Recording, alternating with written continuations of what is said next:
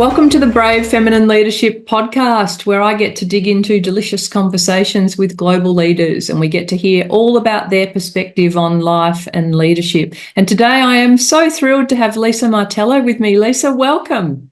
Thank you for having me. Absolute pleasure. Let me touch on your bio so the audience get to understand who I'm talking to, and then we'll get going with our conversation. So Lisa's a senior infrastructure delivery leader with over 15 years of experience working on major rail and construction projects in the UK and Australia. She moved to Australia a few years ago to take on a role as a package director on the Melbourne Airport Rail project. That'll get a few people fired up already, Lisa. Lisa is passionate about inclusive leadership, workplace culture and diversity, and advocates for an everyday focus on the little actions and behaviours that have a big impact on our ability to attract, but more importantly, retain women and other minorities in the workplace. As the founder and content creator of daily workplace catharsis in Instagram and LinkedIn account Catching Bees, Lisa has been called a truth monster, a professional mirror holder upperer, and a shit stirrer. They are just great descriptions, and I resemble each of them. She's trying to create a social movement for women and minorities to expect more and demand better. Lisa, I'm so thrilled to have you here. We'll touch on later what drew me to you, how I first kind of came in touch with you, but excited to share your story. So before I go any further, let's hand the microphone over to you. And can you share with us, who are you as a human being? Tell us your story. So, wow, big question. I suppose work-wise, I would describe myself as a project manager by trade, and I've always been in the railway industry. Got into that when I was 22 and joined the Transport for London graduate scheme, and the rest was history. As a person in my personal life, I love to travel. I'm a very creative person, always full of ideas. I'm pretty good at implementing them too, I guess, as a project manager. I'm married to a Sicilian man. We got married last year. So we have a fair few funny word accidents at home as he kind of traverses life in his second language. And it's been super educational for me actually as well to kind of like understand that intersection a little bit more too. I've got a sister. I've always been kind of a girl's girl, I would say. I went to an all-girls school. My dad was a bit of a disaster, so I was always closer to my mum and really, really close to my sister. So I guess that kind of, feminism has always kind of been in me from a young age. And yeah, I suppose in the last 2 years, I would say I've really dialed up my advocacy efforts. I've been in Australia for 3. And it was when I first moved here that I decided I think I needed to do a bit more to represent as a person who does not represent the norm in leadership positions as a woman of colour and a migrant. I realised it was there weren't that many people that looked like me. So I think what attracted you to rail in the first place? Because I can imagine that that's a reasonably male-dominated industry. Tell me, is it? And how did you end up there? It absolutely is. I think the stats range from somewhere between kind of 16% to 24% women in rail around the world. I would say not many women, let's say, go into rail on purpose. It's kind of a bit accidental. For me, it was a really attractive graduate scheme with a sponsored master's, a final salary pension, and 2 free Oyster cards that did the trick for me. My family doesn't have a lot of money, so I was really interested in study and kind of further education. And so that was a massive hit for me, was to be able to have someone else pay to further my study. I remember since then, later in my career, I've been to various talks and things where perhaps people are speaking to school kids, and honestly they put pictures of railway signals on long sections of track with no people in them, and I'm sitting there thinking this is not going to send anybody into a career in rail. So I don't think we're very good at that. Yeah, I remember years ago now, probably 15 years ago, we were doing some work with the New South Wales government, and we were implementing some services to support their rail network. And I was the project manager, and I had to spend a lot of time with a couple of the people that worked in rail. And they were, I would say, I mean, they were there because they loved trains. And so they took me on train rides. We really got into the network and the names of the latest moving stock arriving and all sorts of different things. So there's a deep passion that runs in there. It certainly is. I didn't know there was a word for it until I came to Australia and I heard the word gunzel. And apparently that is like the name for like a train enthusiast, like a real train lover.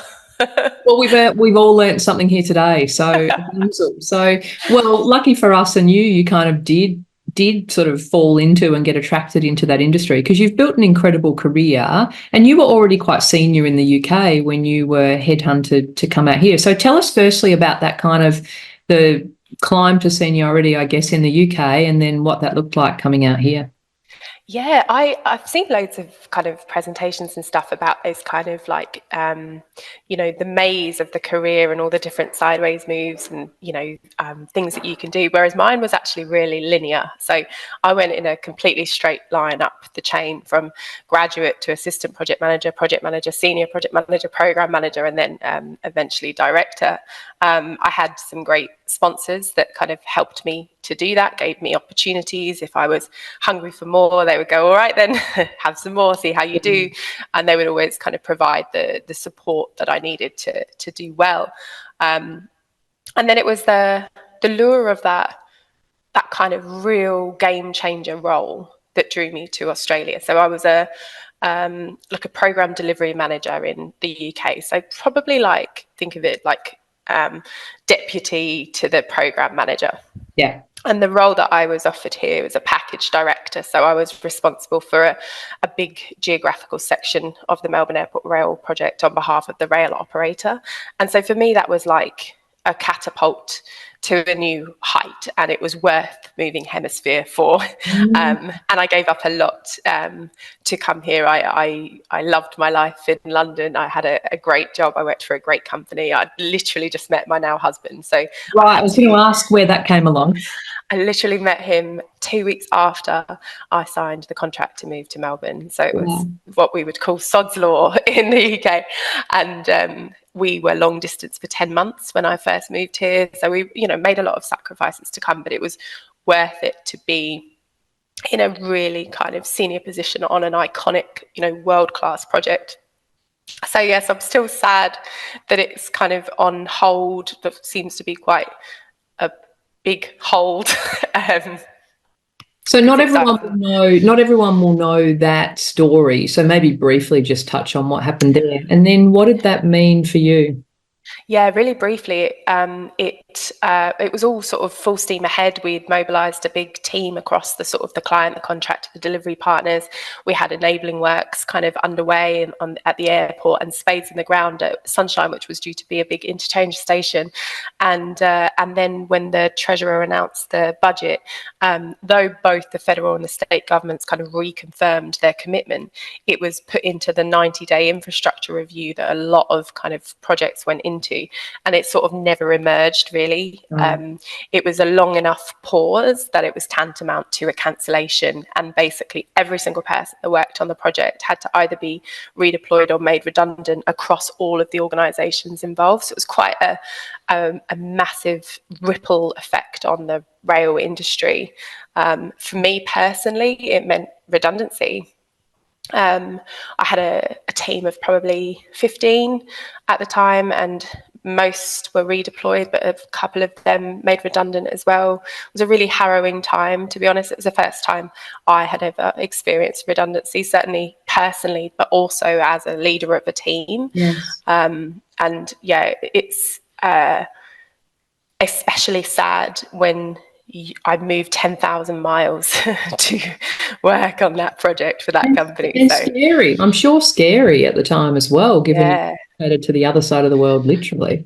And because I'm still sponsored, so it's a true risk of deportation as well. As a migrant, lots of people don't know this, but if you're still sponsored, you don't have permanent residency yet. You actually only have 60 consecutive days that you can reside in Australia without a sponsor, at which point you basically have to leave and your visa gets cut.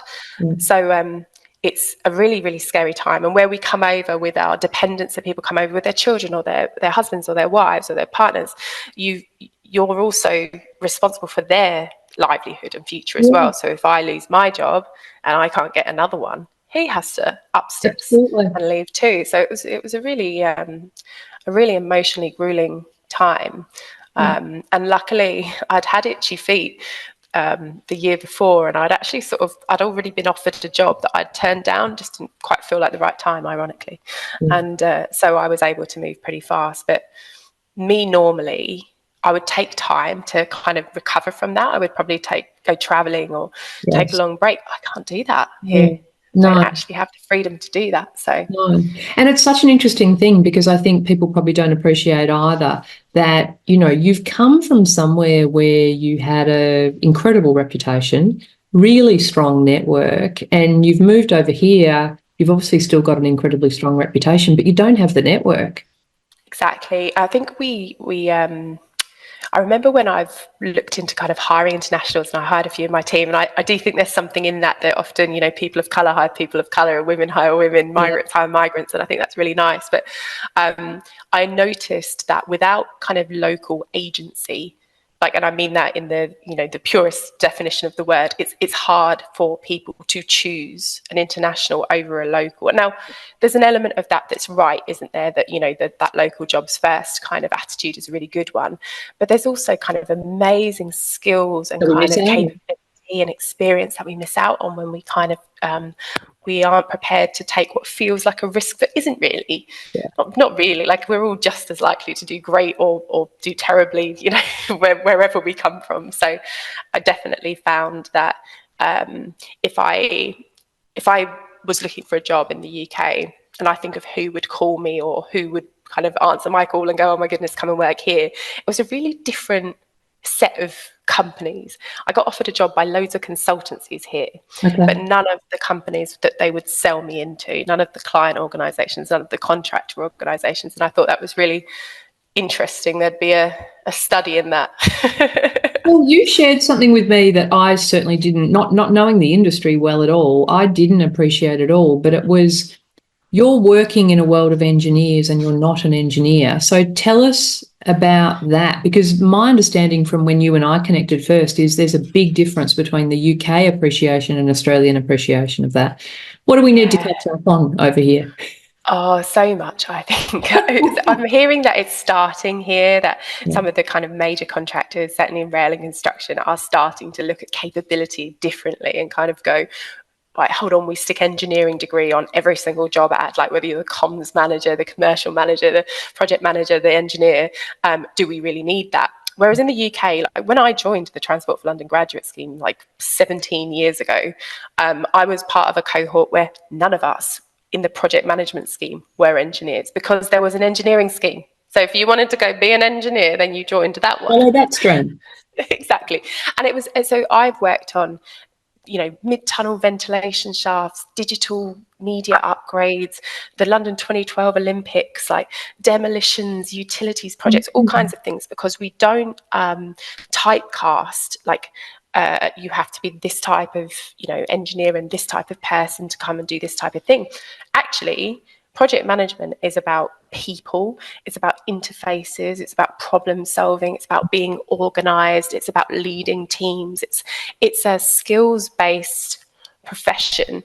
And I have always found not being an engineer has been a real kind of you know, string to my bow, rather than something that makes it harder for me, because I look at problems really differently, and they're all people ones. Like, someone's not doing what you want them to do, there's usually some sort of, you know, a clash of personalities, or like there's team members that don't get on for a certain reason, or like somebody's really having a shitty time and they're not being their best self. But it takes all of that empathy and that kind of you know, ability to understand how people tick. That's what makes the best project managers I know the best, is that side of their skills. So I think Australia will get there. I think it's going too slowly though. I was at a conference last week where one of the companies that's working on this capability framework was saying, that they're agonising about whether they rename the role site engineer, and they don't know what to rename it to. And I'm sitting there being like, just do it,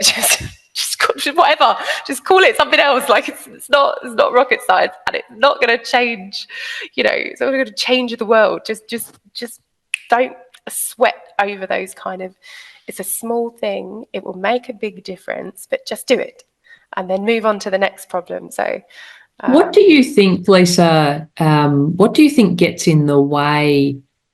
Because externally, that seems so obvious. I mean, they're completely different skill sets. You can learn the language of engineer, and actually you're not employed as the engineer on the project. That's what the engineering experts are there for. What do you think holds that back?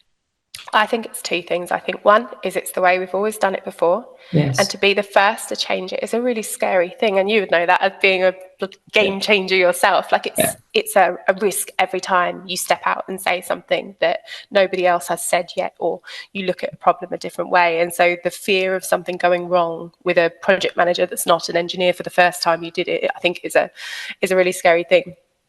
The second thing is clients. So for lots of these companies where they have to, assign people to clients, or they have to win a contract through a really hefty bid process, they don't want to risk losing the work by having this radical, outlandish team that doesn't look like they're normally do. So I think it's those two things that hold us back. So it's got to be a real systemic change all the way from kind of, government down, which is why I think it will take a while. You had some really challenging experiences in the time that you've been here, and I know we won't go into details of them, but what just in broad terms, what is it that occurred in your time here? And I guess, is that connected, and how does that lead into you becoming more vocal and advocating for change?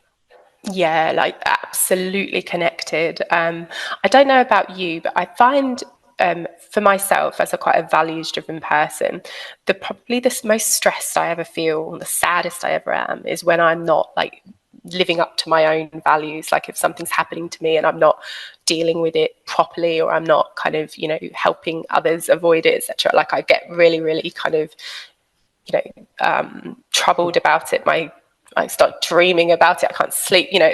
So I had a range of experiences here, and so, don't get me wrong, I'm not going to do the shit sandwich. I had loads of great ones too. Yes. But talking about the not so good ones, I experienced racism here very quickly at work for the first time ever in my career. Now, the UK has a real underbelly of racism, so this isn't a kind of we're doing great and Australia's doing terribly, but I'd never had it at work before. And it was that manifested as within the first 6 months I was here, I received an email from a client counterpart who, and it was titled "Lisa, your sister?" ? And in the body of this email, there was looked like a sort of a CommBank banner, like an ad, and it had a mixed race woman with afro hair on it. No. And the subject, the body of the email said, "Lisa, is this your sister playing with her phone, or are you starting a trend?" And Melissa, I'd heard this technique called willful ignorance, where you pretend you don't get the joke, and the idea is they're meant to be like, "Oh, hold on, Lisa's a smart person, and if she doesn't get it, oh wait, no, she does get it." And I've had a real fail. So I wrote back saying, "Oh, I don't understand. What's the trend?" And he wrote back saying, "Your hair." Oh, now, like, just to show you. So my hair is you've got some glorious hair. Got a lot of hair. It's currently industrially restrained by both headphones and hairband. But and it's funny because it's probably the biggest marker. I'm relatively light-skinned, definitely brown, but it's the biggest marker, I suppose, on me of difference. And it can often be like a glorious one where people kind of comment on it and tell me they like it, and that's great. That's really flattering and nice. But it can often just tip over that line to casual racism, where it's like I've become a novelty or a curiosity or an object for you to point at and kind of make fun of or comment on. And at that point you realize that you're not being seen as an equal or as a peer, or as a professional person. You're being seen as something to comment on the appearance of. So that was kind of the first one. But I had all kinds of things. I had a lot of anti-otherness. I got told once that I didn't have any pedigree, which I believe was talking about my international experience kind of not being worthy here. Like, it doesn't count. Right. You haven't done it here, so you have no pedigree. Yes. I had a peer who was really, really like a saboteur, kind of very subtle, quite covert attempts to sort of derail my progress or sort of just put some obstacles in the way. And what this did for me is made me think really hard about the subtle things that we experience at work that are often really impactful and are really harpooning our trajectories, our ability to reach our potential. But we can't do anything about them because each one on its own seems small and insignificant and trivial. And if you become that person that raises every single one every single time, you're difficult, or you're not getting anywhere, sensitive, or all that. So I thought really long and hard about, like, what do I do about this? So within my own team, I would always be someone that they could come and tell about those things, and we would be wily about how we dealt with them. Like, I wouldn't ever go up to, you did this to so and so and they feel like this, but I would go around the outside and I would kind of make sure they got the credit they needed, or that the boss knew that was actually their idea, and just do things like that.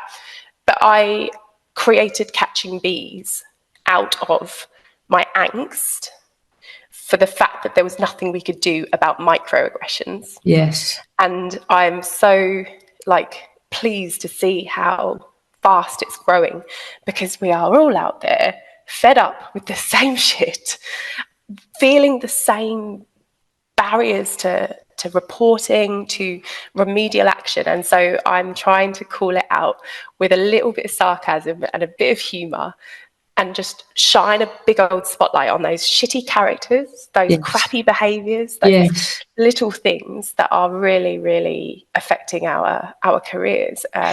There was and there's a couple that I'll talk to, but there was one that sort of made me laugh, which was the one about jealous manager. And it made me laugh, number one, because it's absolutely true. If you're working for a jealous manager, it's not likely they're going to catapult your career. But I recently wrote a blog on, and a bit tongue-in-cheek as well, but on, toxic leadership archetypes. And so I did the kind of priority juggler who can never tell you what the actual priorities are. So you're running around doing a million things. And, I'd picked up 4 kind of archetypes. I miss the jealous manager. There we go. Well, it's blog number 2, isn't it? It's like part 2. Yeah, part 2 is coming based on your inspiration. So, okay, amazing. But I would love to ask you, because Catching Bees is great, and I encourage everyone to hop on and follow, and they can find it on LinkedIn or on Instagram. And it's just some nice tongue-in-cheek sort of things. But there was another one that I thought maybe we could touch on, which it was a post where you talked about if you had £1 for every time someone asked you how to support women, like what to do and where to start, you'd have £52 by now. And that really cracked me up. But let me ask you, for people who haven't seen that, or those that, because they'll immediately rush to read the post as soon as they finish the podcast, but let's just touch on what the points were. I mean, your first point about that was get men in the room. Yeah, I deliver many presentations and talks, and I go to quite a lot of these kind of amazing leadership summits or, diversity and inclusion talks. And most of the time, I'm really disappointed with how few men turn up. Now, sometimes it's kind of the fault of the organisers. They think that on International Women's Day, all the women go to this. It's engineered that way. Women. Yeah. It's engineered that way. But actually, a lot of the time, it's not. Now, I've seen it where, so have you ever gone to those conferences where they split the stages? And they'll have something really technical going on over here. No. And then they'll have the wellness stage or the inclusion stage. And then what you see is just a complete crowd split. And I always joke about how we should do social experiments where we go, surprise, we're switching the stages. This talks this one. That's it. The speaker goes to the technical stage and goes, you're going to listen to good idea inclusion talk today. I think we should really get like that. But that always kind of makes me frustrated, because though there's absolute value in women talking to women or men talking to women about allyship, about diversity and inclusion, usually we're preaching to the converted, and it's validating, but it's not necessarily going to change the world. So we need men in the room to listen, and we have to think, I think, as speakers, around how we frame our message to kind of connect with them and get them to engage. And I often find humour works better than shame, Yes.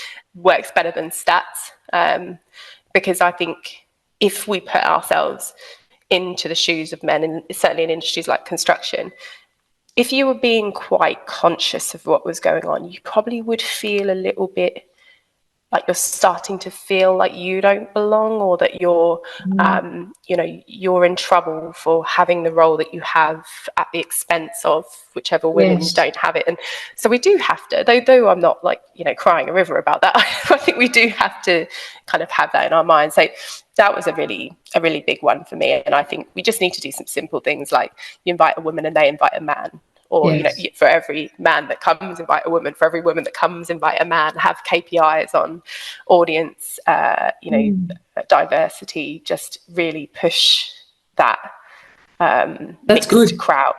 I like that. I like that in a world probably driven by KPIs in the corporate spaces we're talking about. That's a good one to do it. Start believing women. Yeah, it really gets my goat how little we are believed when we raise complaints in the workplace. And I don't know about you, but how often do we hear about women's confidence to speak up? I call bullshit. Yeah. We are smart, we are prepared, and we are battle scarred. So rarely do I come across women who don't have the confidence to speak up. We have assessed the danger of a situation, and we've gone, can I? If I do, am I going to end up worse than the perpetrator? Yes. And then if that is the case, we make different decisions because we have to. So I want to be in a position where when a friend texts me, which happens sadly very often, and says, this thing's happening to me at work, what should I do? I want my absolute default to be, you raise it with your line manager and HR and you make a complaint. Is that my default now? Absolutely not. Because so often they're not safe to do that. So I think if you see it in the press, you see it in, crime in general, like it is a scary thing to see how women's points of view are diminished. Like, look at the Spanish World Cup team Kiss. It was televised. It was actually televised. Yes. And look how horrible, grueling a process that had to be, where it was still like under debate of like, oh no, but did he, and was it consensual, and all this. It's literally televised, and you still don't believe what the woman is saying. So I think we've got a long way to go, and that has to be that fundamental principle that our voices matter, and we don't make this stuff up. I heard exactly the same thing, and without going into details, I had a beautiful weekend with gorgeous old school friends, and one of them was talking about her daughter who's just started working as a dental assistant and has come across some challenges. And it was exactly the same conversation about we all wanted to school her to go and talk to the manager, but I think everyone understood what that might mean. We kind of protect each other informally, don't we? Because we're not protected formally by the system. Yes, that's fascinating. Sweat the small stuff. And this talked about retaining women. And I just love this because I often speak to a lot of CEOs about not only how to attract and promote senior female leaders, but keep them. Yeah, so tell us about this. When that question gets asked me 52 times a year, it's usually like, I just don't know where to start. What could I possibly do? And they're all thinking about what grand action they can take, usually not with budget or resources assigned, mind you. Very true. But actually, we get faced every day with a multitude of small moments of diversity or inclusion or retention or attraction, whatever it is. They're always in the small moments. So I see it in like when a senior leader, is meant to go visit a particular team and cancels at the last minute. fail, small moment, you've just had you've had a fail, you don't know what the impact of that will be, or one member of your team mentions something that's happened to them that week, and you're busy, and so you don't give it the appropriate attention and you go do something else. Small moment that you've just had a fail in. You're in an interview process and something inside your head says that you can't make head nor tail of that CV, and you smell a rat, and so you exclude them from the process. Small moment. So I think for me it's that everyday action, everyday small behaviours and decisions where we're given multiple chances a day to live those values, and that is what then you and your friends talk about over brunch or whatever.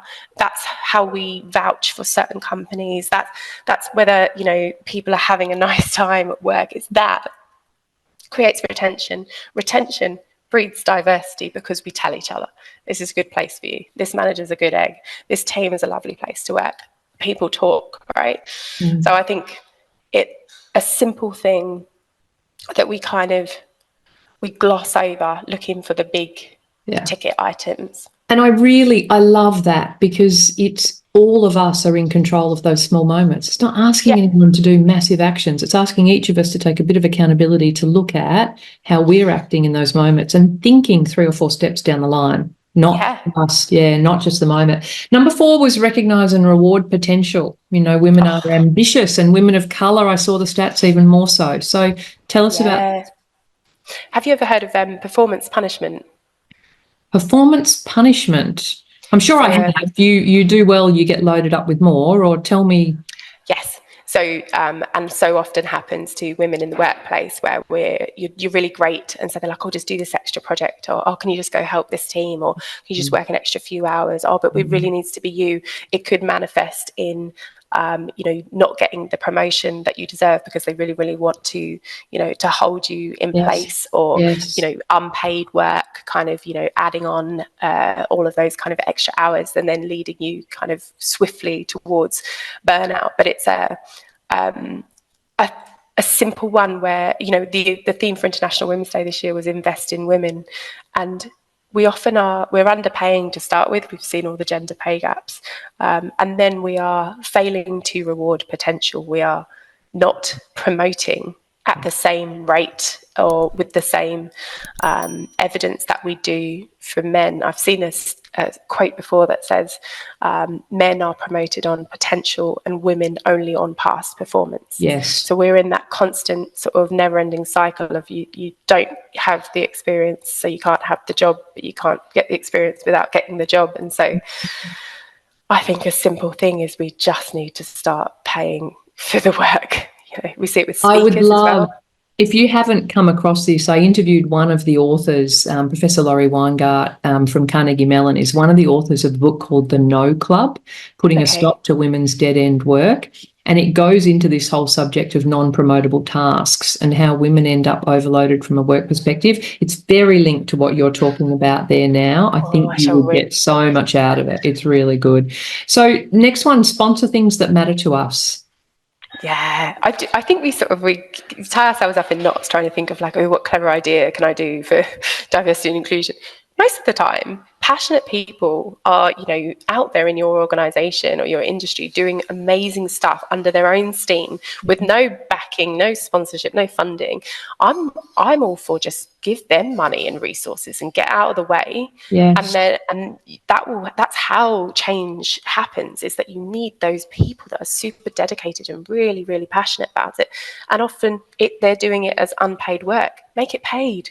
Just go for it. So I think we had, I organised with a friend of mine called Marianne Brennan, we organised Women in Rail Drinks, and we had some last week. And we, for the last 2, we've had a sponsor, and it started with a company called FSC who just offered to sponsor it. And I was like, oh, that's amazing. Yes, please. Thank you. And then now we seek one, and it's glorious. All they do is they put a credit card behind the bar. And they ask me nothing else. They don't get to do a speech. Yep. They don't get to, stick a load of flyers out. It is literally like doing something that matters to us and putting your money where your mouth is. It doesn't need to be any harder than that. Invest in women. Oh, exactly. Just in all of the ways. How many people do you know who self-fund their training? I've got a Yes. friend who's a brilliant Hundreds. project manager. Her name's Ashley Oakley. She's awesome, and she is so hungry for knowledge and learning, and so often is not getting sponsored to do that by her organisation. So she pays for it herself. Like, I want to see women not have to do that so much. And even often a lot of these government subsidised courses where you can get scholarships, you're still left with like a $7,000 bill, like at the end To do after the it. scholarship. Like, you know, who's got that kind of money knocking around when it's not guaranteed to, you know, progress your career to the next level? So I think some really simple things. It's fair pay. It's equal pay for equal work. It's investing in training and development. It's sending us on the course, the trip, it's giving us the chance to attend events. It's all of those things. I love your demonstration there of the small actions and the small moments. Go, Ashley. Yeah, go, Ashley. Yeah, go, Ashley. That's amazing. So you got very involved quickly. So Women in Rail and then the National Association of Women in Construction, right? Were they intentional for you building a network? How did they come about? Yeah, it was actually quite serendipitous when I was experiencing some of this crappy stuff at work in my first 6 months. I went to Googling and I was like, what do I do? Like, I just need to do more. What can I do? And NAWIC, National Association of Women in Construction, just happened to be electing board directors just at that moment. And so I thought, amazing, I'll throw my hat in the ring for that. And I was, fortunate enough to get onto the board. I also signed up to be a professional mentor with the Asylum Seeker Resource Centre. And probably another 5 or 6 months later, I started catching bees. And so all of those things actually have been really integral in my ability to build a network here. And, also just through work, I'm quite a friendly, happy person. I'm that person that never feels like you can have enough friends. I've got like dotted around everywhere and I'm really good at keeping in touch. So, NAWIC has been amazing for the community and the connection, and it's national. So it got me exposed to different states and territories, and I've met kind of unbelievable women and men we're all linked on shared values, which I think always builds a really deep connection, doesn't it? If you connect at that values level. So I'm super grateful for all of the experiences I've had with them and all of the people that I've met. It's an amazing organisation. Yeah. And you and I also spoke about, both of us have had extraordinary male mentors and sponsors, importantly, throughout our careers as well. So I think, a big shout out to, I think, anyone who's helped us along the way. Let me ask you, from your perspective, why do you think, I often ask people why we don't have more female CEOs. What's your perspective on why there aren't more female CEOs? And even if you just look at your sector, but more broad is fine too. I think I've got a range of reasons, I think, some of them darker than others, but there's a phenomenon called the broken rung. So the first step on the career ladder that is broken for women, where, that whole potential versus performance thing means that often we're actually failing to get past middle management. And so we don't have the kind of the pipeline of experience that leads us up to that CEO level. And then when you're sort of close, there's always something you don't have, or you don't have, experience managing a P&L, or you don't have experience at executive level, or you blah, blah, blah, blah, blah. Like, something's always kind of stopping you from getting there. And so there's the less risky, man who they hire instead. There's also something called the glass cliff, which is that there's a societal bias against, giving women that top job unless shit has well and truly hit the fan. And it's almost like, what's the worst that can happen? We may as well give it a go. In you come, and then we give women like absolute sort of massive challenges and far higher chances of failure. But it's the only way that kind of can be allowed to happen is because they feel like it's a shot to nothing. Like, what could possibly go wrong? I also think menopause is starting to have is having a real impact, and has done for a really long time, where, you know, there's just insufficient attention and, you know, care and conditions in place to support women as they kind of reach the age that, you know, often men become CEOs, somewhere between 42 and 65, I guess, is where women are experiencing a whole different kind of life and biological challenge, which is just not cared about or catered for.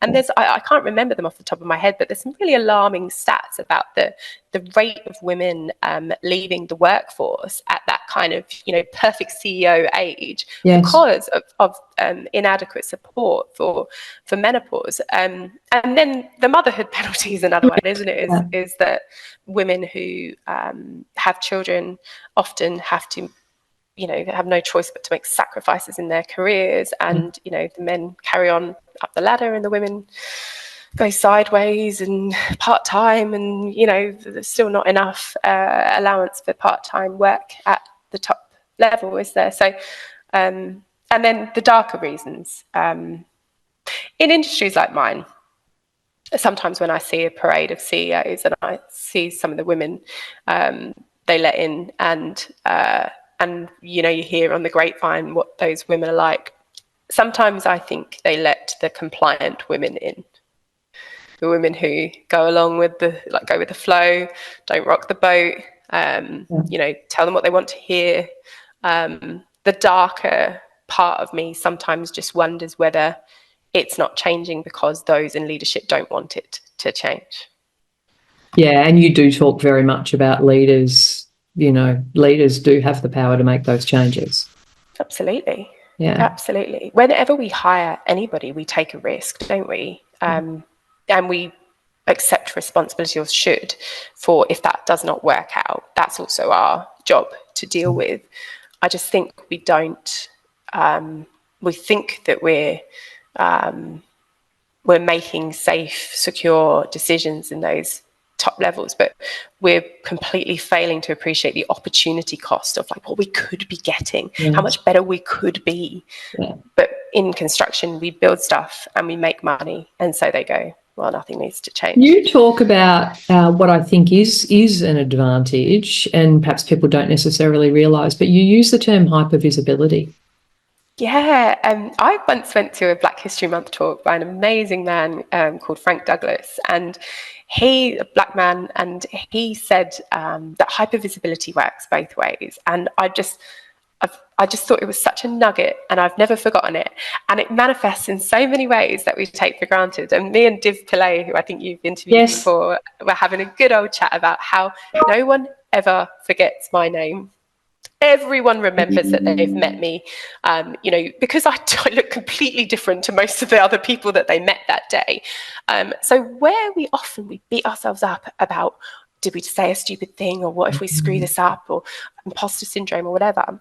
The other way of looking at it is when we say a smart thing, everyone remembers that it was us. When we nail that job, everyone knows that it was you. You know, when someone talks about you in a room when you're not there, everyone's like, oh, I know Lisa, I know Melissa. You know, and that is a glorious thing, and it's an absolute superpower that we should be proud of and take advantage of, for sure. So it's like, on the other hand, sometimes if I meet like another white, bald, middle-aged man, and they're like, oh, hi Lisa, I'm like, shit, like, what's your name?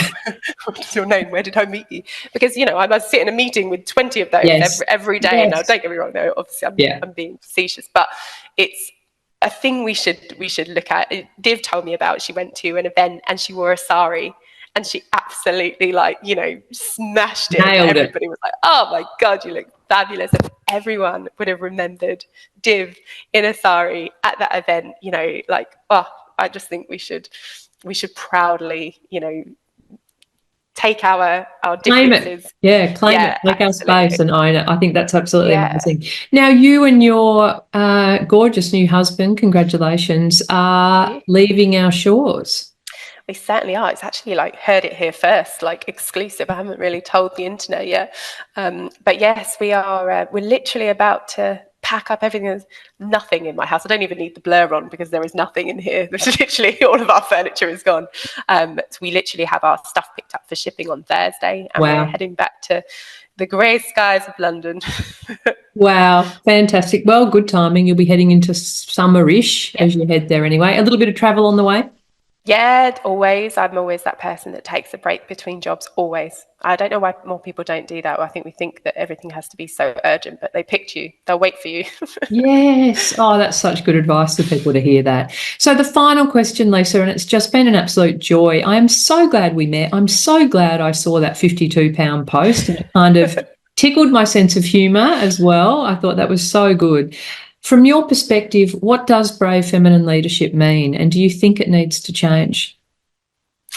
I think it means being able to be your complete self with all of the, the vulnerabilities, or your ability to, as Barbie would say, hold both emotion and logic at the same time.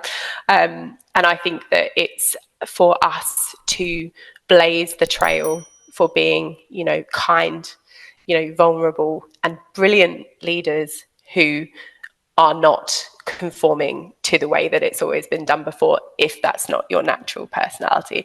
I think that's the brave part. It can be really hard to do that, can't it? It can feel like we have to be like everyone else, talk like everyone else, behave like everybody else. And I think that that's the saddest thing that we can possibly do. I think that there are some things that need to change. I think there are still too many stories of women who don't support other women who have reached leadership roles. And I know that that's a topic of much contention amongst my Catching Bees followers. And I do try to do some posts about the not so good women who've made it out there. So the bit I want to see change is that those women stop pulling up the ladder because they had to suffer. We've all got a responsibility to pay it forward and model what good looks like, make space for everybody else. And use our voices. Absolutely. Yeah, fantastic. Lisa, brilliant to have had this conversation. I know I will be following along Catching Bees for your continued kind of observation and humour about all of these things that really touch everyone and do get in the way of people's careers. There's no doubt about it. So thank you so much for agreeing to join our conversation. I've really enjoyed it.